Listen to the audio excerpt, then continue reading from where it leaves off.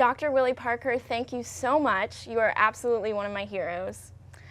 And now we are joined by an anonymous caller who will share her story. Caller, please start whenever you are ready. Okay. I want to thank y'all for letting me speak out. I'm probably one of those women you would consider in the shadows here. I was born and raised in Texas and brought up by a Methodist family. And 20 years ago, when I was 16, I chose to have an abortion. We had to drive into Houston to a Planned Parenthood clinic, but before that, ended up going to one of the Christian crisis centers, and you get shocked with all the horror of the pictures and everything they show you. I ended up when I was 16, confiding in my best friend's mother. She said that I had to tell one of my parents about it. I chose to tell my stepmother about it. And eventually my mom caught on because she saw the morning sickness. The pregnancy was terminated about 3 weeks in, so we caught it early. Sorry about that. But the Planned Parenthood procedure, we went in, there weren't any protesters out there, so I got in rather smoothly. Went up with my best friend's mom, my mother, and my best friend. Went in, went through the ordeal. They spoke with me afterwards and gave me birth control and stuff after the procedure was done. And by the time I had gotten home, my mom threw away the whole bag of birth control they had given because she didn't want to condone in that type of activity. So I was stuck with that. But later I found out that my mom actually changed her decisions from being pro-life to pro-choice and worked with the local Planned Parenthood there. And I choose to stay anonymous because of who my mom is and who I am in my community. And people don't like it here in the Bible Belt of Texas. It's very hard to deal with. But I thank y'all for giving me an opportunity to speak out. Haven't been able to do this in 20 years. So I have a daughter now who's 10, and I love her, and couldn't have had her without making that decision. Was able to go to college and get my degree. And I'm now a self-employed artist. Thank you so much for sharing your story and helping to shatter the stigma. Could you tell us why you are sharing your story today? Pretty much, I want to share it for the sheer fact of just it's not a politician's right to choose what we do with our body. It's our life, it's our body, and we should be able to make our decision to go through with the pregnancy or not. Absolutely. Thank you, caller. Now I'd like to share a story by an anonymous contributor. During my 3rd week of college, crouched in a stall in my new dorm's communal bathroom, I found out I was pregnant. I had been crying every day, though I was so happy to finally be out of my hometown. When I vomited into my orange juice in the dining hall, I knew something was wrong. I didn't want to be pregnant. I needed to have an abortion because I don't have a thyroid, and I've been told if I want to have a child, my pregnancy needs to be carefully planned and managed. I needed to have an abortion because my man had another girl pregnant in a faraway state.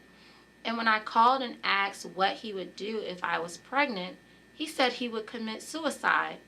I needed to have an abortion because my RA told me I'd be kicked out of the dorms if I continued my pregnancy, and I was on full financial aid and couldn't afford to live off campus. But I don't think any of that matters. What matters is that I didn't want to be pregnant. I do not need to justify that to anyone. Anonymous. Renee, who's next? We are joined now by Jennifer, who will share her story. Jennifer, please start whenever you are ready. Hello, my name is Jennifer. And I have a story. I'm sorry, I'm hearing like two different things for a second there. I can't really tell you my story without telling you the story of my son, Ethan. My son, Ethan, was born in 2009. And he suffered with a very rare and serious genetic disorder called SCIDS, commonly referred to as bubble boy syndrome. So he was born without an immune system.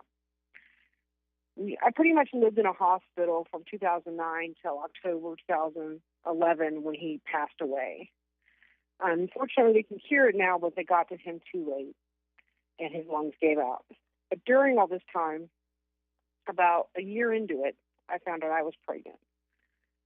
Me and my husband both decided that for emotional reasons, for $1.5 million reasons, we decided not to keep this, we decided to abort. And the truth is, we did it for not only for socioeconomic reasons or mental health reasons, but because there's a very good chance any child that we have will be born with this disorder. And we really didn't want to see another kid born in this world just to suffer for 2 years and die. So, that's my story. I'm here to speak about it for a lot of reasons. Because I think that out there, for whatever reason, people think it's a myth. This doesn't happen, but it does. I served 4 years in the U.S. Army.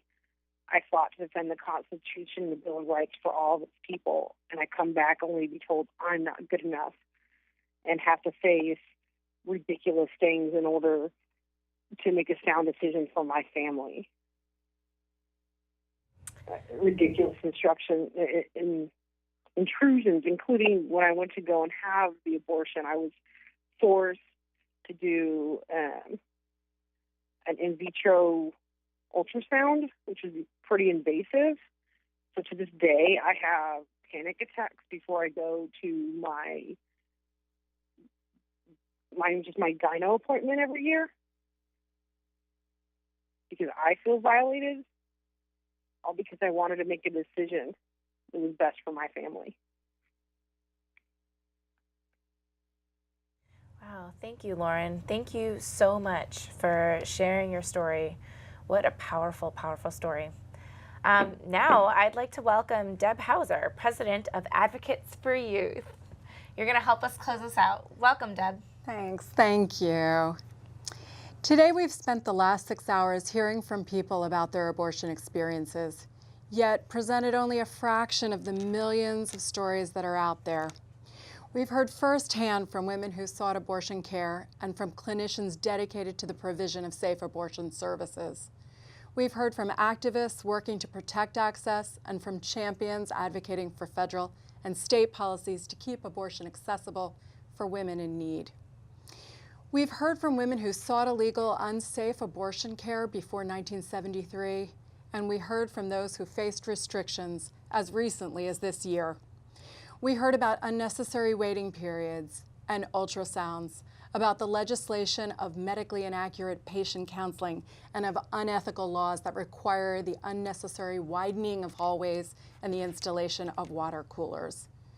We heard from women who faced pressure to remain silent and from those who suffered outright condemnation from their friends and family.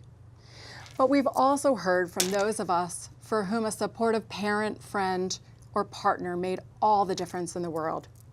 We heard people speak of the overwhelming relief they experienced after they had their abortion, of their feelings of gratitude, and subsequently of their ability to support their families, finish their schooling, and realize their dreams, all because abortion care was available to them. Abortion has always been and will always be a part of people's lives. It is a part of the continuum of reproductive health care to which people need access. We all know someone who's had an abortion, yet for too long the rhetoric of the abortion opponents has created a dense atmosphere of stigma and shame that has silenced our stories. It is this silence that enables abortion restrictions to flourish, and it is this silence that today we shattered. On March 2nd, the Supreme Court, just a few blocks from where we sit today, will hear arguments in its first abortion case in more than 20 years. The justices will decide if Texas law places an undue burden on women seeking abortion care. And it's to those justices that I now wish to speak directly. Chief Justice Roberts, Justices Thomas, Scalia, and Kennedy, Justice Bader Ginsburg, Sotomayor, and Breyer, Justice Alito, and Justice Kagan. I urge each of you to take into consideration the stories we've offered to you here today, and to recognize the important and positive role that abortion care has played in so many of our lives. Over the last 3 years, I've shared my own abortion story countless times. I talk about it because I understand that others need to hear it. They need to know that they are not alone in seeking abortion services. They need to hear that I steadfastly believe that for me, in my circumstances, I did the most responsible thing I could for my family. I ended a pregnancy I could not afford to keep. They need to hear that life is complex and that abortion is a common reality for many, many women throughout the generations. Often when I share my story these days, other women will approach me to share theirs. Almost always, they talk about the important and positive role that abortion has played in their lives. Many times they speak of the overwhelming relief they felt knowing that they had a choice, that they could exercise their right to set the course of their own lives with autonomy and dignity. But that choice doesn't exist for everyone. Today, rules and regulations, policies and laws enacted to make abortion more difficult to access place an undue burden on all too many women. These restrictions push so many to the fringes, where there are no safety nets, where there are few to no options. I was lucky. I had the means to seek an abortion, and there was a wonderful and kind clinic. There was a wonderful clinic and a kind and dedicated staff close by. But if I had lived in another state, if the date was today instead of 1995, how far would I have had to drive? How many appointments would I have had to keep? How many hotel nights and days of childcare would I have had to pay? What affronts to my own dignity would I have had to suffer? Needlessly restricting abortion care does not make abortion safer, nor lead to fewer abortions performed. Abortion care is already safe. Instead, these restrictions chip away at our dignity and our autonomy, and our ability to make the best decisions we can for our particular circumstances, for our families, and in light of our own dreams and aspirations. So today I implore each of you empowered to rule on the constitutionality of these restrictions, to recognize the undue burden they place on women and on their families, and to keep abortion care safe and accessible throughout this great nation. Martin Luther King once said, "Our lives begin to end the day we remain silent about things that matter." Well, these things matter, and we will remain silent no more, and our lives and the lives of our daughters and our granddaughters will be better because of it. Thank you for being with us. We appreciate all the stories that you've told. Good night. Thanks so much, Deb. We're actually going to wrap things up with a video that you made. So let's go to the tape. Hi, I'm Deb Hauser, President of Advocates for Youth here in Washington, D.C., and I'm standing here in front of the Supreme Court to urge the justices to keep abortion safe and legal, affordable and accessible for women and families across the entire country. 1 in 3 women will have an abortion in her lifetime. In 1995, I was one of those women, and I have to say that I was forever grateful for the experience of being able to access safe and affordable abortion care. I was 35 years old, and I had a 6-month-old baby. I was married, and my husband went to work one day, and he didn't come back. I remember calling his office to find out if he had left, and he wasn't there. I called his family, his friends. I called my family, my friends. No one knew where he was, and the days turned into weeks. And every day I had to get up and go to work, take care of my 6-month-old, and wonder where he was. A couple weeks into that experience, I found out that I was pregnant with our second child. We had always wanted a second child, so it was really a difficult situation. And I hadn't thought that things could get harder, but this really made it more difficult. I was lucky at that point. I had made a decision very quickly that I absolutely could not bring another child into this really untenable situation. So I found an abortion provider close to my home. They were kind and wonderful to me, and I could afford to get the services that I needed. But that was then. And if I had been in that situation now and lived in a different place, I might not have been able to access the services that I needed. Could I have paid for the daycare that I needed if I had to travel, or if I had to stay overnight, or if I had to pay more? If I couldn't afford the abortion, how could I afford to raise the child?